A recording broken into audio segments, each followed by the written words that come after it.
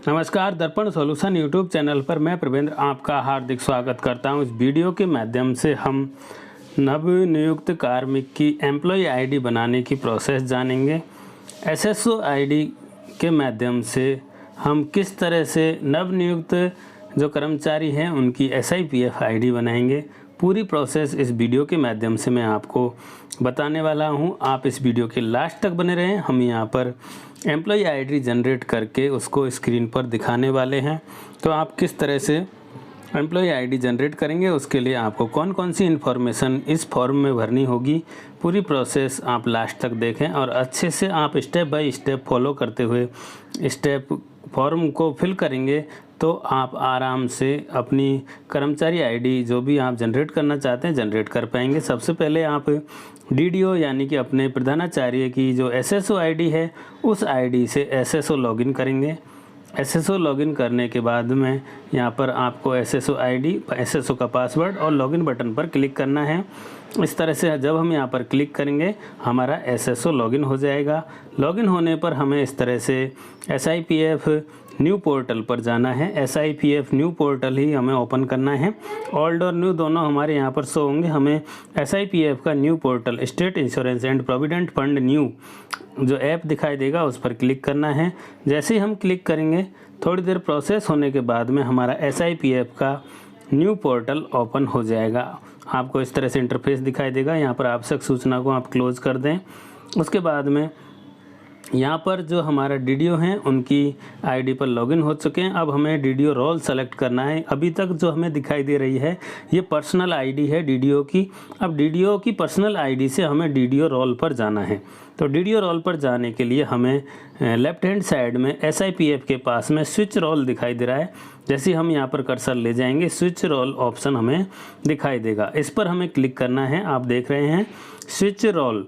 जैसे ही हम switch role पर क्लिक करेंगे एम्प्लॉय और डीडीओ दो ऑप्शन दिखाई देंगे। एम्प्लॉय पर हम आते हैं तो पर्सनल काम के लिए काम आएगा और डीडीओ पर क्लिक करेंगे तो डीडीओ रोल पर होने वाले काम यहाँ से हम कर सकते हैं। तो हमने डीडीओ रोल को सेलेक्ट कर लिया है।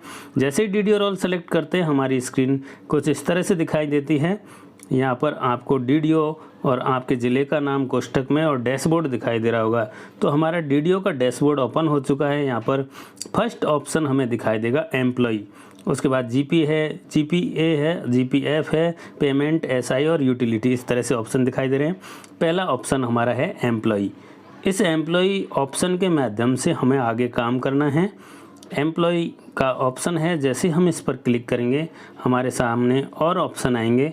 तो हम यहाँ पर पहुँच चुके हैं। एम्प्लॉय से रिलेटेड काम करना है इसलिए हम एम्प्लॉय पर क्लिक करेंगे। जैसे ही हमने एम्प्लॉय पर क्लिक किया यहाँ पर create employee detail, employee transfer, इस तरह के ऑप्शन दिखाई देंगे। Create employee detail, employee transfer और प्रोफाइल। अभी हमें यहाँ पर नई आईडी बनानी है इसलिए आप यहाँ पर क्रिएट पर क्लिक करेंगे। नई कर्मचारी आईडी हमें बनानी है इसलिए हम यहाँ पर क्रिएट पर क्लिक करेंगे। तो आप भी अपने इस तरह से प्रोसेस फॉलो करते जाएंगे। क्रिएट पर क्लिक करेंगे।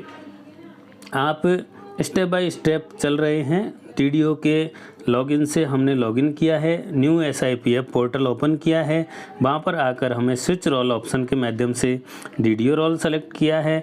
डीडीओ रोल सेलेक्ट करने के बाद में हमने एम्प्लॉय पर क्लिक किया है और एम्प्लॉय के अंदर हमें क्रिएट ऑप्शन दिखाई देगा।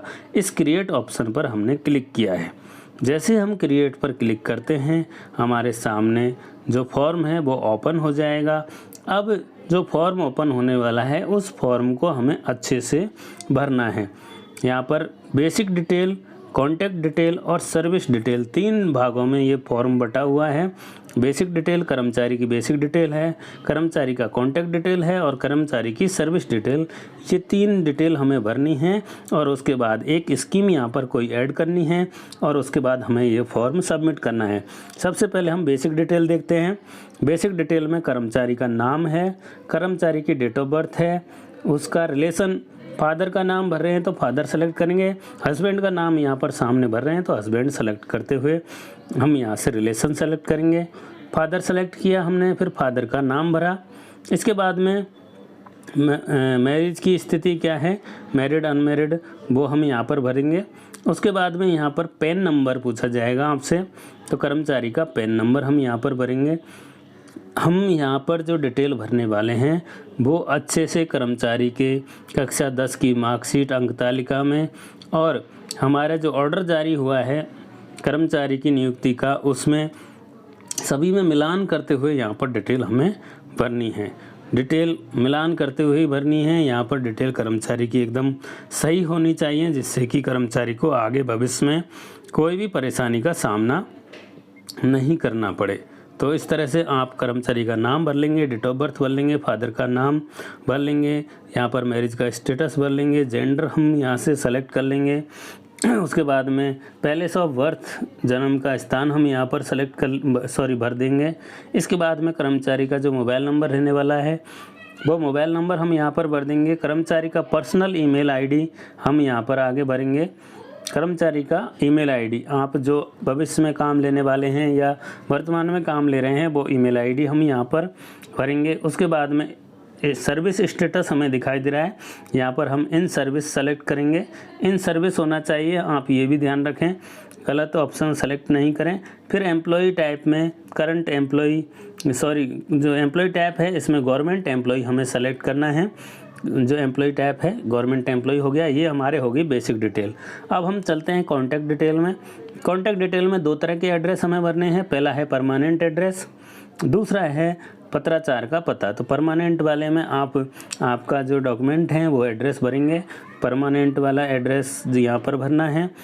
परमानेंट वाले एड्रेस में सबसे पहले जो कॉलोनी वगैरह का नाम, मकान नंबर के लिए यहाँ पर कॉलम दिया हुआ है, उसमें हम भर देंगे। उसके बाद में हम स्टेट सेलेक्ट करेंगे, डिस्ट्रिक्ट सेलेक्ट करेंगे, तहसील सेलेक्ट करेंगे, और तहसील के बाद में यहाँ पर पिन कोड भरेंगे।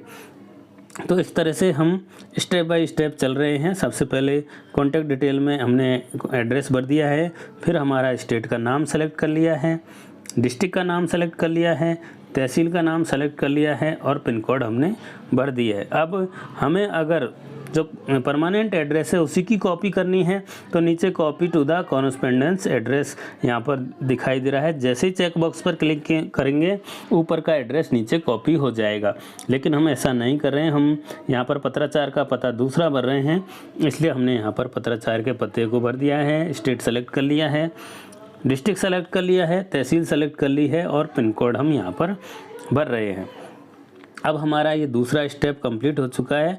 अब हम तीसरी स्टेप जो सर्विस डिटेल से रिलेटेड है इस पर चलेंगे, और यहाँ पर हमारा शिक्षा विभाग में कर्मचारी आया है, शिक्षा विभाग में उसे आईडी बनानी है। तो यहाँ पर हमारा primary and secondary education department हमने सेलेक्ट कर लिया है।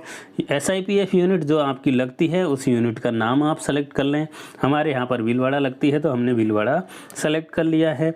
अगर आपके ब्यावर लगती है तो आप ब्यावर सेलेक्ट करें, अजमेर लगती है तो अजमेर सेलेक्ट करें। आप अपनी सही SIPF यूनिट यहाँ से सेलेक्ट करें। उसके बाद में ऑफिस में हमारे स्कूल का नाम आपको लिस्ट में से छांटना है। लिस्ट में से जो आपका स्कूल का नाम है वो सेलेक्ट करना है। फिर अगले ऑप्शन में आपका DDO कोड सहित स्कूल का नाम दिखाई देगा, उसे सेलेक्ट करना है। एम्प्लॉय का स्टेटस हम प्रोबेशन सेलेक्ट करेंगे। कैटेगरी में सबऑर्डिनेट सेलेक्ट करेंगे, और उसके बाद में यहाँ पर आप कर्मचारी की जो पद नाम है उस पद नाम को सर्च करेंगे। हम यहाँ पर जो बेसिक कंप्यूटर अनुदेशक है उसका पोस्ट सेलेक्ट कर रहे हैं। बेसिक कंप्यूटर इंस्ट्रक्टर यहाँ पर ऑप्शन हमें दिखाई दे रहा है, हमने सेलेक्ट कर लिया है। बजट हेड यहाँ पर सेलेक्ट करने की कोई आवश्यकता नहीं है, स्टार नहीं लगा हुआ है, आप खाली छोड़ सकते हैं। इसके बाद में डेट ऑफ अपॉइंटमेंट की डेट हमें यहाँ पर भरनी है। डेट ऑफ अपॉइंटमेंट हमें यहाँ पर भरना है। हमारा जो आदेश जारी हुआ है उसकी डेट हमें यहाँ पर भरनी है। किस तारीख को जो नियुक्ति आदेश जारी किया गया है उसकी डेट आप यहाँ पर कैलेंडर में से सेलेक्ट कर लेंगे। कर्मचारी की जो नियुक्ति हुई है वो किस आदेश के तहत हुई है, उस आदेश की डेट क्या है, उस डेट को हम यहाँ पर सेलेक्ट करेंगे। अपॉइंटमेंट की डेट है वो यहाँ से ऑर्डर से ले लेंगे। इसके बाद में ज्वाइनिंग डेट प्रेजेंट ऑफिस, हमारे वर्तमान ऑफिस में कर्मचारी की जो प्रेजेंट जॉइनिंग डेट है वो यहाँ से कैलेंडर से हम सेलेक्ट कर लेंगे। इस तरह से ये हमारी अपॉइंटमेंट और जॉइनिंग डेट से रिलेटेड काम हो गया है। बेसिक पे ऑर्डर में आपको दिखाई देगा, वो बेसिक पे आप यहाँ पर भर दें। अभी वर्तमान में प्रोबेशन में है तो प्रोबेशन वाली बेसिक पे जो फिक्स पे रहेगी उसको यहाँ पर भर दें। जब प्रोबेशन कंप्लीट हो जाएगा तो कार्मिक की जो रेगुलर पे होगी उसे हम यहाँ पर डीडीओ रोल के अंदर प्रोफाइल के माध्यम से अपडेट कर देंगे। तो हमने यहाँ पर तीनों option basic detail, contact detail और सर्विस डिटेल को भर दिया है। अब हम नीचे स्कीम डिटेल में आकर प्लस के निशान पर क्लिक करेंगे और यहाँ से ऐड स्कीम करके हम एक स्कीम कोई भी ऐड करते हुए इसको यहाँ से ऐड कर लेंगे। हम यहाँ पर सबमिट बटन पर क्लिक करेंगे। नीचे हमारी स्कीम ऐड हो चुकी है। हम ये स्कीम ऐड नहीं करते हैं तो ये फॉर्म हमारा सबमिट नहीं होता है, इसलिए हमें सबमिट करने से पहले यहाँ पर स्कीम ऐड करनी है और हमने यहाँ पर सबमिट बटन पर क्लिक कर दिया है। सबमिट बटन पर क्लिक करने के बाद थोड़ी देर यहाँ पर अगर आपका इंटरनेट फास्ट है तो बहुत जल्दी हो जाएगा, अगर आपका इंटरनेट स्लो है तो थोड़ा सा टाइम लगने के बाद में न्यू एम्प्लॉय क्रिएटेड का मैसेज आपकी स्क्रीन पर दिखाई देगा और आपकी एम्प्लॉय आईडी यहाँ पर स्क्रीन पर दिखाई देगी। तो इस तरह से हम कर्मचारी की एम्प्लॉय आईडी जनरेट कर सकते हैं और हम बड़ी आसानी से इस फॉर्म को सबमिट करके तुरंत अपने कर्मचारी की कर्मचारी आईडी जनरेट कर सकते हैं। ये आईडी जनरेट होने के बाद ही आप साला दर्पण पर कर्मचारी को ज्वाइन करवाएं, जिससे कि आपको बाद में बार बार उसको करेक्ट करने की आवश्यकता नहीं हो। आजकल जो SIPF पोर्टल है इस पर ऑटोमेटिक आईडी जनरेट करने का काम हो गया है।